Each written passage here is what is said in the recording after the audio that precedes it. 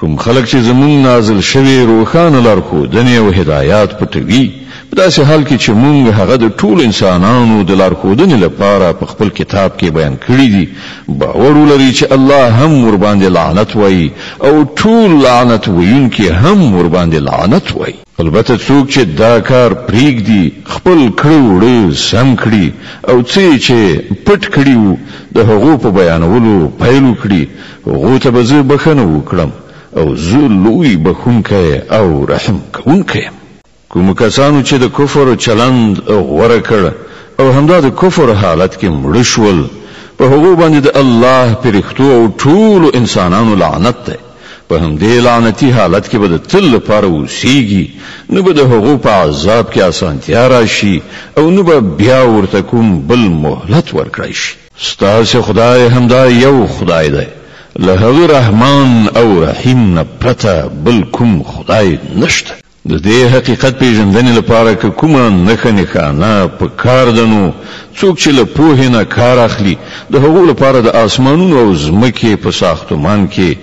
یو په بل پسې د شپې او ورځې په پرله پسې راتګ کې په هغو کشتیو کې چې د انسانانو د ګټې وړ شیانو د وړلو راوړلو لپاره په سیندونو او سمندرونو کې ګرځي را ګرځي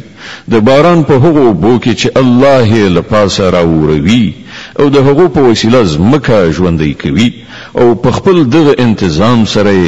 په ځمکه کې هر راز ساکخان خوار کړی دي د بادونو په لګېدو کې او په هغو وریځو کې چې د آسمانونو او ځمکې په منځ کې د امر ښکیل دي بېشمیره نښانې دي خو د خدای پر یووالي باندې د دې ښکارا څرګندو دلالت کوونکو نښو نښانو د لیدلو سره سره هم ځینې خلک داسې دي چې له الله نه پرته نور د هغه سیالان او مخې ګرځوي او پر هغه داسې میندي لکه چې څنګه له الله سره مینا لرل خای په داسې حال کې چې ایمان لرونکو ته تر هر چا زیات الله ګران وي هغه ادراک او احساس چې د ظالمانو ته د عذاب د لیدو په وخت کې پیدا کیدونکی دی که همدا نن دوی لیدلی وای نو باور به راغلی وای چې ټول قوت او ټول واکمنۍ یوازې الله لره دي او په دې به هم باور شوی وای چې الله سره ډیر سخت عذاب شته کله چې هغه سزا ورکړي په هغه وخت کې به حالت داسې وي چې هماغه لیډران او رهبران چې په دنیا کې پیروي کېدله له خپلو پیروانو څخه به بیزاري څرګنده کړي خو په عذاب به اخته شي